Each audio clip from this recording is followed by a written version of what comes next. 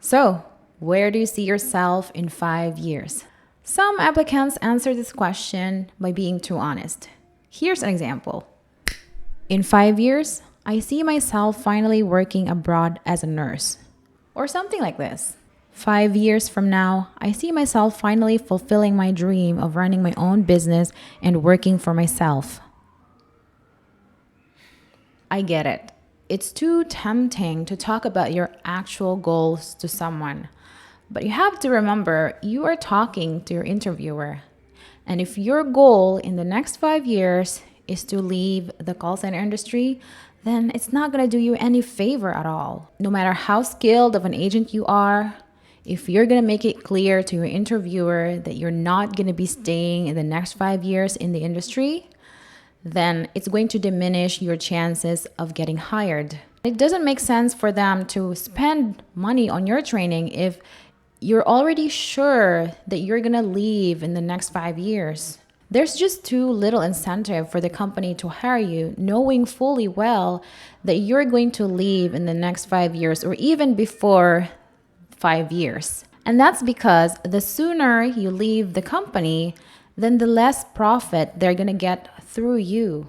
Therefore, the general goal for answering this question is to convince your interviewer that you're going to be staying in the company in the next 5 years. That's it. Another way that applicants answer this question is something like this. 5 years from now, I see myself climbing the corporate ladder and maybe becoming a trainer or a project manager. There's something good about this answer, but there's also something bad. The good thing is, because you're expressing your desire to be promoted someday, then you're basically telling your interviewer that you have a plan to stay long term in the company. So that's good. The problem is you sound too sure of yourself to the point of sounding overconfident. My problem with this answer is the position that was mentioned was just too specific, that you know exactly that you're going to get there in the next 5 years. But the thing is, you haven't even experienced working for that company. So how can you even know how hard it is to be in that position and how long to be in that position? So there is some overconfidence there, and some interviewers might be okay with this. Some might even smile or laugh, but to some interviewer, this may not be okay, and they might not take this well. There's a fine line between being confident and overconfident. Be careful not to cross that line. So basically, there are 3 possible categories that you're going to fall into if you're applying in the call center. The first one is if you are a call center newbie and you have finished a degree. The second one is if you're an experienced call center agent and you have been in the industry for a long time. And the third is if you are a newbie, but you have not finished a degree and you have nowhere else to go and you just truly want to be in the call center industry. I'm going to give you sample answers for each category. Let's begin. For a newbie applicant who finished a degree, your interviewer's concern would be that in the next year or two, you're going to quit the call center industry and you're going to pursue your career, your degree. So in this case, your answer should address that doubt. Here's an example. There are 2 possibilities. If I'm lucky enough to be accepted in this industry, then I'll be devoting my next 5 years to learning the art of customer service. If not, then I'll pursue my degree as a nurse. The reason why I'm prioritizing call center over my degree is, for me, career-wise, I feel that there's a better opportunity for me to be a call center agent than to be a nurse. If I end up becoming a nurse, I would need to work abroad if I ever want to get a decent salary. The thing is, I don't want to go abroad if I can help it. I want to be with my family, and your industry is the only industry that can make that happen for me. So in the next 5 years, I see myself being a highly skilled agent, and if I'm qualified enough, I will probably aim for a promotion.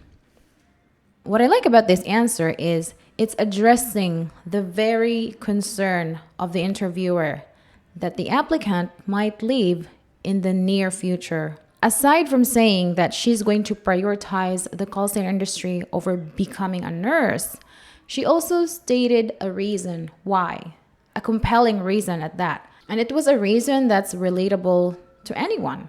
It's realistic. It's a reason that an interviewer can relate to.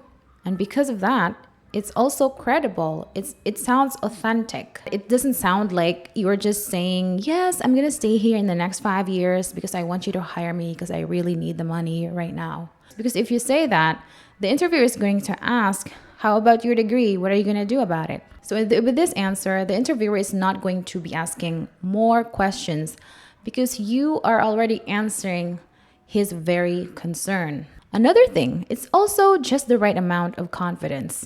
It doesn't sound too confident. And that's because while the applicant stated that she wanted a promotion, it wasn't anything specific. She didn't say that, oh, I'm going to be a TL in the next 5 years or a trainer. She didn't say anything specific.